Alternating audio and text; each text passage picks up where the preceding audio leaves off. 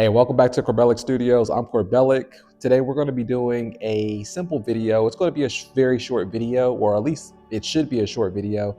It's going to be me showing you how I break down my palette. Every time that I have to replace a palette, a paint palette, I have to add new paint onto my Stay Wet paint palette.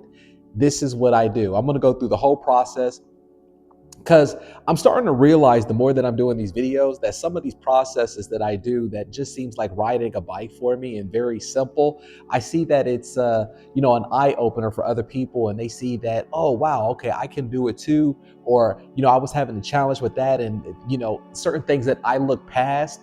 I'm learning more also from just reading the comments below, but also reading the comments in the eBay art community of things that I need to either make a little bit more lessons on so I could show in the course, or either things that I could just show people how to process within their day.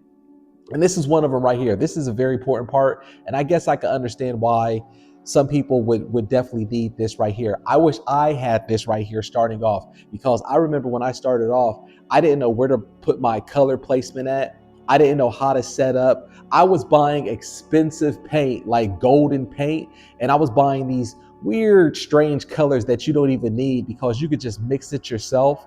And there was just like a whole process. I remember I was even putting so much time even mixing my paints when I started off, like just even doing it this way where I put it on a glass palette with a paper palette on top of it. You're going to see right now, I would spend like maybe an hour or so. I can't even think about it, but I would spend like an hour or so, because what I would do, I would also mix it with it was a medium that was either for matte, so it wasn't glossy, or I was also mixing it with it was like it's this medium liquid that's called like it's a stay wet or thin. It thins the paint basically, and then it gave it like a little bit more of a shine or a smooth feel, like it was oil. I don't know, and I was just doing the most. That's why I try to say in one of my other videos, paint companies, they love when you're a novice, or when you're just beginning, when you're an amateur, you don't know anything, because that's who they really make the money out of. But when it comes to artists who's been doing it for a long time,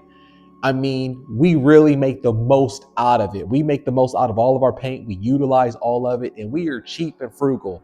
I mean, I think about one of the things Picasso used to say. He says, if I don't have red, I'm going to use blue. Or if I don't have blue, I'm going to use red. They didn't have art stores that they could just go across the street and buy all this stuff. So we're spoiled in the state of mind of artists when we think like that. We need to put ourselves back in the frugal mindset. So I'm very frugal when it comes to like supplies and certain things. And I'm just going to show you how it doesn't matter, but it's also quality too. Because I make sure how I set my paint up that it's also going to be quality, so that way I don't have to paint more. I don't like transparent paint. I don't like where I put paint on and it's too thin or it's too see-through. So I'm going to show you some tricks of how we set it up. All right, without further ado, let's do this right now. I don't know if I'm going to do it from this. No, you know what? I'm gonna here, and boom. All right, here we go right here. This is our setup. This is my 12 by 16 inch Stay Wet palette.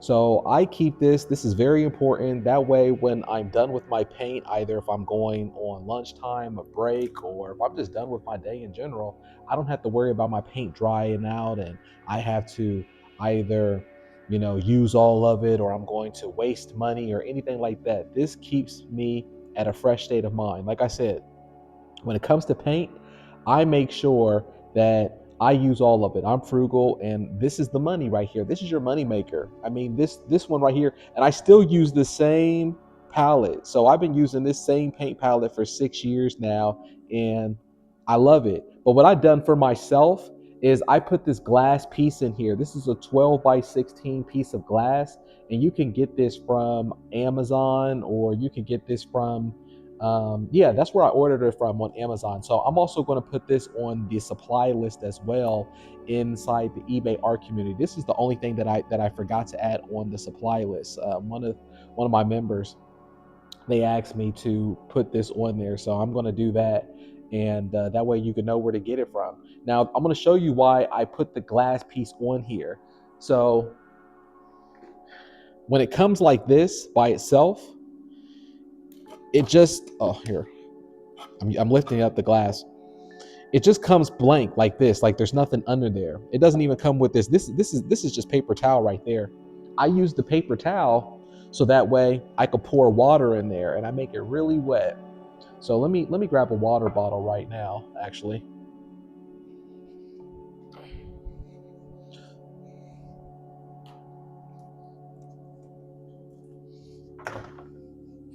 All right, back. So then here, look, I grab this water bottle. Always keep some of these fresh with you. Look, I just put this on there on the paper towel. Normally I put, some new ones on there, and I'll like fold them. So I'll fold them by like at least 5 fold, and then 2 paper towels. I'll put it right there. Now I put the glass on top of it so that way it basically keeps it humid inside, or just wet inside when you had the lid on top of it. Okay, so now this is the second thing that I do. I get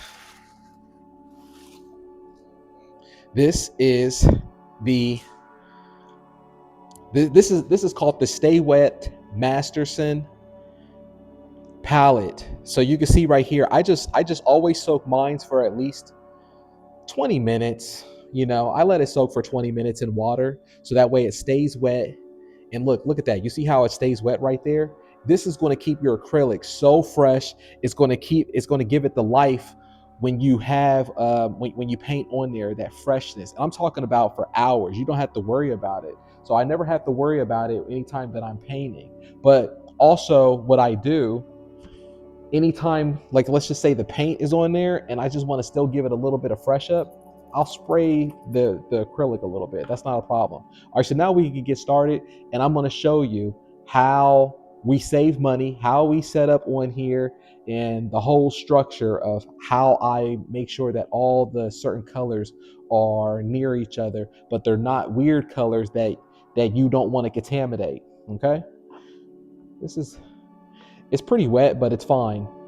And then what's going to happen, since it's this wet, always on the first day, when I after I get done fixing all of these colors, you're going to see like the next day when we take it off, it's going to be kind of pooly, like it's going to kind of like leak a little bit. It's not going to be as firm, but I like it like that because it gives it more body later on. I paint so much. All right, so the first color I always go for is the lights. So I go light to dark. That's how I'll do the canvas or the palette. I go from light to dark. You'll see what I'm saying. Now, I get Blix white. I go through this stuff a lot. So I carry a lot of this because I go through it a lot because I mix it with other colors. That way you don't have to be buying these exotic, weird colors and different stuff like that. Look at this. So I go through a lot of white. So I put a lot of white there, and that's nothing. I'll go through more white than that. Now that we have our white open, I always have Tupperware, or is it Rubbermaid? I always have Rubbermaid Tupperware, cheap ones from the dollar store. I'll get these from the dollar store just so I can mix paint inside of it. And then I have you can use anything you want. You can use either one of those plastic cheap mixing knives as well, like a what do they call it? Like those palette knives, or you can use anything really to mix paint. But what I use this like this rubber scraper. I always use this because it's just easier for me to do it, and it's easier for me to scrape it out and on here. So now I'm going to make my own beige color, like my own cream color. Instead of buying it, I always get this brown, right? Look at that. That's brown. I think, let me add a little bit more. There's no science to this either, so don't think there's an actual science behind how much you're supposed to put or anything like that. And look, I'm putting white with it because I go through a lot of cream as well, or a lot of beige tan color. And look at this. We're just mixing it. We're mixing it until we get, now it's a little bit too brown for me. So let me add just a little bit more white, because I go through so much of this. And the cool thing about this too, what you can really do, is You see how I have like this container? You could get a bunch of these containers and you can mix up a whole bunch of different color paint and then just store it. Just store it so you can always have these colors ready. You know, you could just always have them on standby. I usually do that as well with certain colors, like this one or a light blue. I'll put this here, but I'll also will have more of it. That way I'll use it for the background. So after I'm done painting whatever the principle is, I'll use this usually for like the background, or I'll use it to, I just go through so much of this. So I think we're going to use all of it, to be honest. Yeah, we're going to use all of it.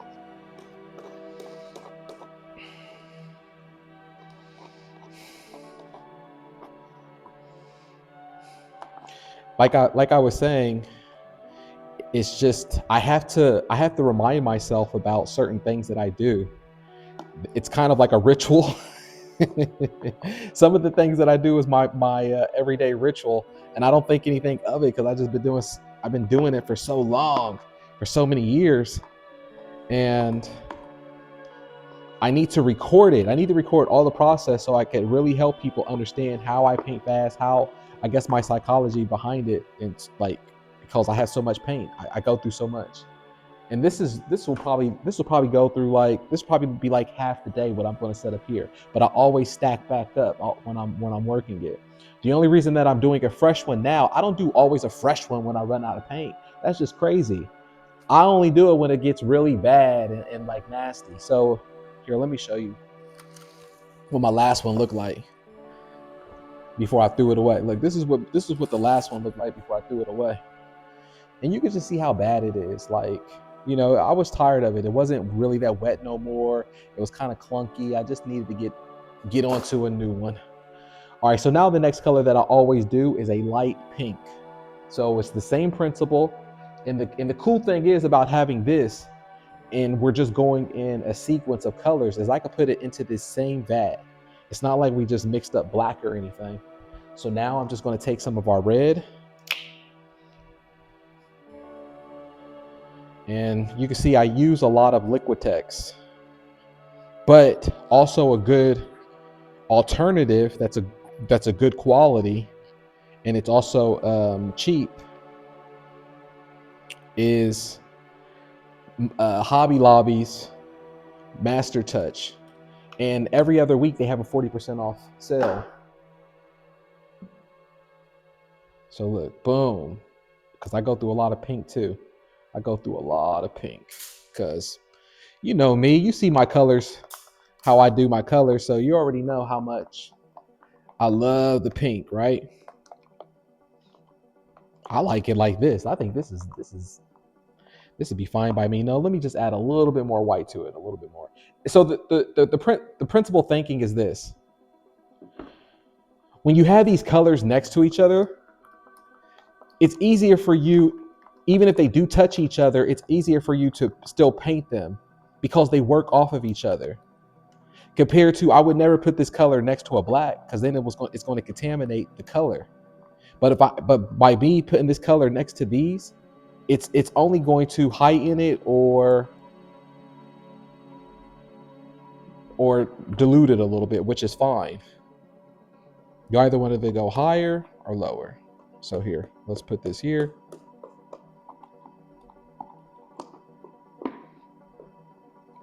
Now, the crazy thing is, look at this. I used to spend, when I was first starting off, I used to mix paint on the glass. I used to mix paint on top of the glass and then use one of those scraper. What are those? Why can't I think of what it's called? But you know what I'm saying, right? Like the scraper thing. Let me see if I have one. And you can tell me what these things are called. What are these called? Like the scraper things? Yeah. And you know, it's even fun where you can even use that if you want to paint too. I just don't. I don't have time for it. I want to get the paintings done and over with, really. All right, so look, there we go right there. Now what we can do, I don't mix every color. A lot of times I have it come straight out of the tube. Now I'm going to give you a secret right now that it took me years to learn.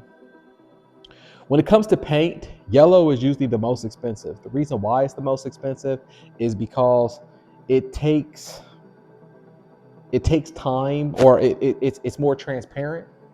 And when you lay it down, it's like see-through. But there's a way how you could get past that, and that's to mix it with just a little bit of white, and that way it gives it some body. Some of the masters, what they used to do, they used to add, or what I hear, they used to add like either cornstarch or baking soda or something like that, one of those powders, to give it more body, because it's such an expensive color that whenever whenever you find a really good one, like golden art or golden paint, they use the expensive like powders and stuff for that, just to make sure that it's strong. But this is just a cheat right here. You could buy a cheap yellow or any yellow, mix it with just a little bit of white, and it's going to give it body. I'm looking for my mixer thing. Did you see what I did with it? Oh, here it is. Look. And then look, I just put it down. Now I'm not going to mix this in there completely, because it's still got some pink on there. You crazy? I'm not going to do that. I'm just going to take a piece of paper towel, just a little bit. Look. And then let's mix this. And then if it looks too like white or anything, then you can add a little bit more yellow to it. That's fine. But this is fine for me. So look, let's do this. I'm gonna add it right there.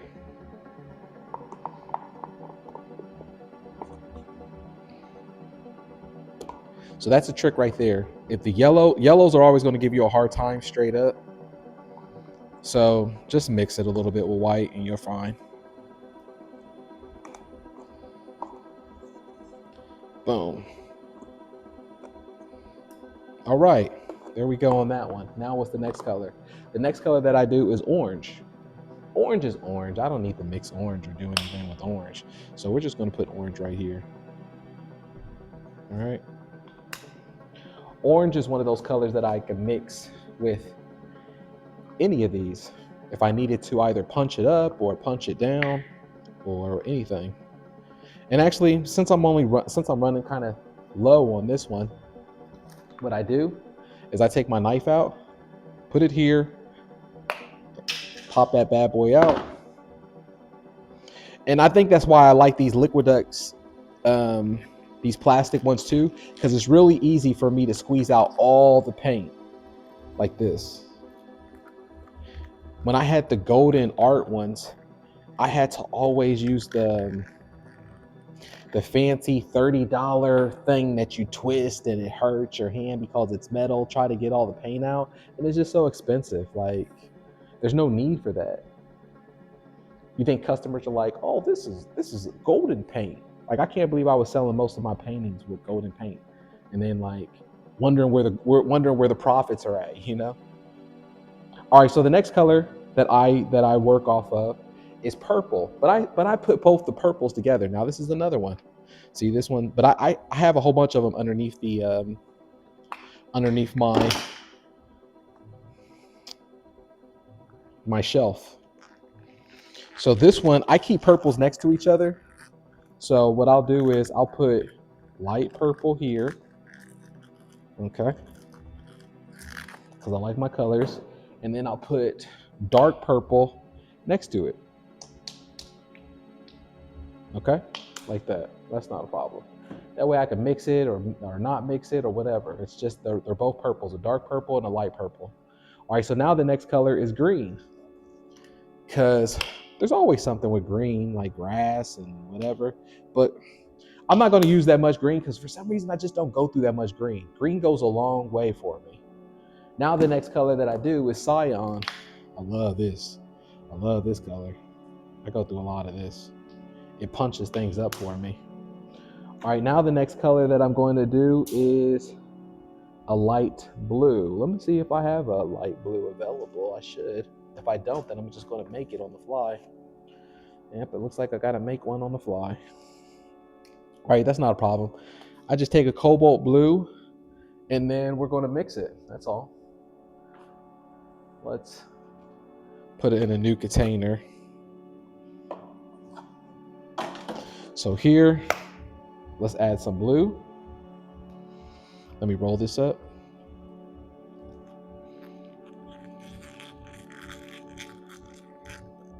I'm really glad that I get to finally shoot this video. That way it's under my belt already. Because I know before I was starting to paint, these are the type of videos that I would want to see. And it's just the small things. All right, so now I'm going to take my mixer, right? And we're going to take the napkin, just clean it off a little, right? And look, I'm just making some light blue because we always go through light blue, right? Like I go through so much white blue, I'm gonna need more than this, to be honest with you. I go through a lot of it. Let me see, what did I do with the blue? The cobalt blue here it is. Let me add more. We're gonna go through that because I use a lot of it for skies and also for when I do blendings of the background. Like I said, I go through a lot of white. This is why I go through a lot of white. Look, it's easier for me to do this, and it's more cost efficient and more cost effective for me to do this than to buy these colors straight out of the tube. They want you to do stuff like that, but why do it when you could just mix your own colors? And look, boom. This is how I save money. You just buy the principal colors. Look, am I going to use this whole thing? Yeah, let's use the whole thing.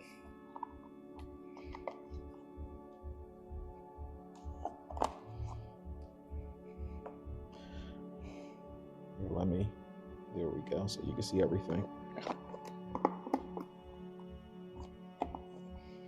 Scrape it off a little bit. Like I said, I want every last piece of that paint. I paid for that. This is YouTube profits. I want all of it. Scrape it all off one more time on the edge, on the other edge. I want it all. Boom. That's good. All right. So we got that. Now the next color is a hard blue. Let me see. Am I going to use this whole thing? Yeah. Let's use the whole blue. That's fine. Take the knife out. Boom. Pop that right off.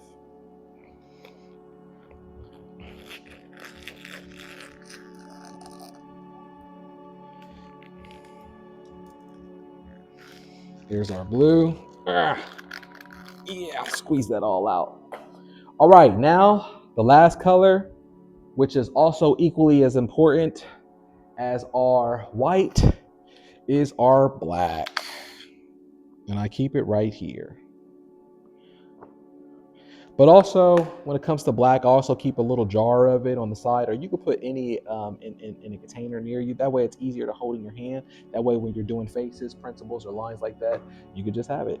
All right, so that's our setup right there. That is a perfect palette. When I think of Christmas morning, this is what it looks like for me. This is what Christmas morning looks like for me. This palette, this is beautiful. This is my money maker. This is my workstation. Clean brushes, this palette right here. I'm ready to rock and roll. I'm ready to create some really beautiful art. I mean, these are the tools that you need for success. And then what we do when we're done, right? Let's just say we're ready to go home, right? I put the lid on like this. Let's put the lid on. And then it's sealed in there and it's fresh. So that way when you leave the studio or you're ready to work in the morning time, then you're ready to rock and roll. So these are the things that I suggest doing before you start before you go to bed at night or before you leave. All right, so that was our setup right there. That wasn't too bad, right? Look, just do it in that same format, and that way you're going to have the most effective way to work because all of the colors are near each other. They're not going to get too messy, and you're just going to have a good time creating art because then you could just mix different things and it's near each other. The mix won't be bad. The color coordination all flows together. So that took me years to learn, but I mean, this is what I do every single day. This is my setup, and this will only be like half a day setup. I know it looks like it's a lot of paint, but it's not. I mean, you know, I do paint a lot, but you're going to see, you're going to go through it as well. But the thing that's going to help you when you work this way is you're going to be able to make better decisions. You're going to be more loose in your style of way of thinking because you know you have enough paint and you have enough canvases. As long as you have both of those, they go hand in hand. You're going to be able to just paint, go on to the next one. You're not going to care if you're making mistakes, but there is no mistakes because that's the beauty of art. If I can do it, you can do it. Join the free eBay art community. Click the link below, and I'm going to see you in there.